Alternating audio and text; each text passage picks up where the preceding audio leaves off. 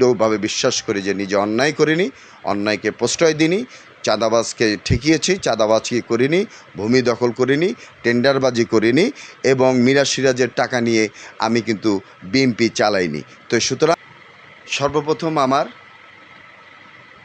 আমি একনিষ্ঠভাবে বাংলাদেশ জাতীয়তাবাদী দলের ছাত্রদল করেছি, চট্টগ্রাম বিশ্ববিদ্যালয় কেন্দ্রীয় যুবদল করেছি এবং পিরোজপুরের মাটিতে এই আসনের এখান থেকে একদম সেই আপনার পেনাখালী থেকে শুরু করে বালিপাড়া পর্যন্ত আমি গিয়েছি।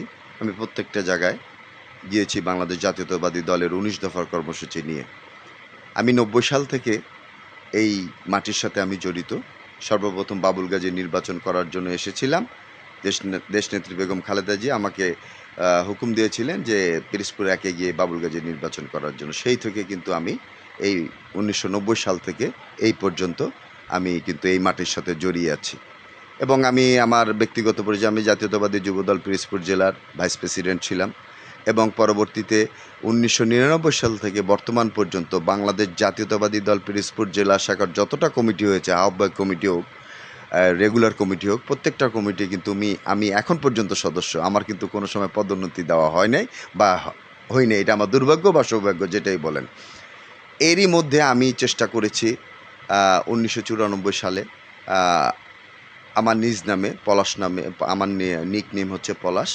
আমি পলাশডাঙ্গা মাধ্যমিক বিদ্যালয় প্রতিষ্ঠা করার চেষ্টা করেছি। সেখানকার জনগণ শাঁখারীঘাটি ইউনিয়নের, আমি সেই জনগণ ভাইজোরা তাদের আমার সেই প্রাণপ্রিয় মানুষদেরকে সাথে নিয়ে আমি ১৯৯৪ সালে পলাশডাঙ্গা মাধ্যমিক বিদ্যালয় নামে একটি বিদ্যালয় প্রতিষ্ঠা করি। দুঃখের বিষয়, এই ১৭ বছর কিন্তু আমি একটি গমের দানা, একটি পয়সার ফুটা পয়সা, একটি টাকার ফুটা পয়সাও কিন্তু স্কুলের নামে বরাদ্দ দেওয়া হয়নি। শুধুমাত্র আমি বিএমপি করি। যা হোক, ইনশাআল্লাহ আগামীতে আরও শিক্ষা প্রতিষ্ঠানের উন্নয়ন হবে, সেটা আমি দৃঢ়ভাবে বিশ্বাস করি।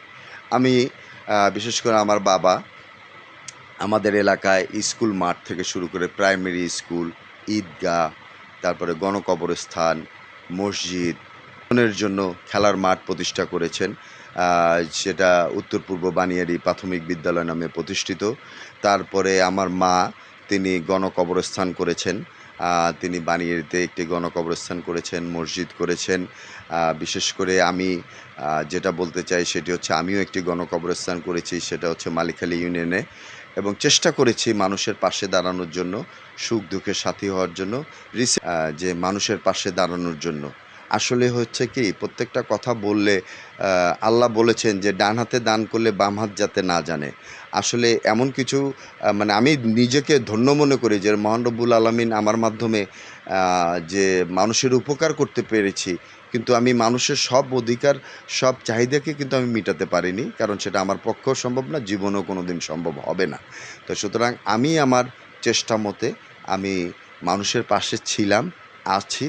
যেটা হয়তো আপনারা সাংবাদিক, আপনারা বিভিন্ন জায়গায় বিশেষ করে জিয়ানগর থেকে শুরু করে পিরোজপুর সদর, পৌর, নাজিরপুর, স্বরূপকাঠি, কাউখালী, ভান্ডারিয়া, ইভেন কি আপনারা মঠবাড়িয়াতেও যদি জিজ্ঞাসা করেন যে করোনাকালীন যে অবস্থা আমাদের হয়েছিল, তখনকার ফ্যাসিস্ট শেখ হাসিনা বিএনপির একটি লোককেও কিন্তু সহযোগিতা করতেন না।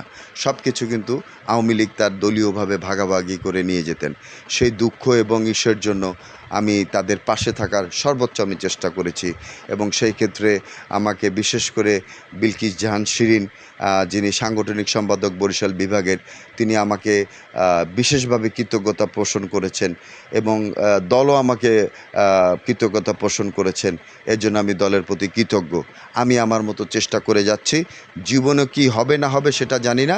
সৎ, নৈতিকতা, ঈমান নিয়ে যেন যতদিন বেঁচে থাকবো ততদিন যেন থাকতে পারি, মানুষের ভালোবাসা নিয়ে থাকতে পারি।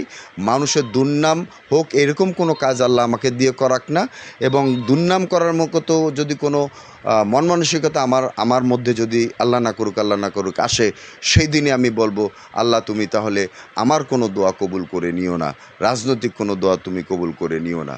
সুতরাং আমি দৃঢ়ভাবে বিশ্বাস করি যে নিজে অন্যায় করিনি, অন্যায়কে প্রশ্রয় দিইনি, চাঁদাবাজকে ঠেকিয়েছি, চাঁদাবাজি করিনি, ভূমি দখল করিনি, টেন্ডারবাজি করিনি এবং মিরাজ সিরাজের টাকা নিয়ে আমি কিন্তু বিএনপি চালাইনি। তো সুতরাং আমি আওয়ামী লীগের কোনো দোসরদের টাকা নিয়ে এখন পর্যন্ত নিয়েছি বা নিব বা কী করব সেটা এখন পর্যন্ত জনগণ বলতে পারেনি। ইভেন কি আমার 5ই আগস্টের পরে আমার আশেপাশে একটি আওয়ামী লীগের দোসর এমনকি ছবিও তুলতে আমার পাশে পারে না।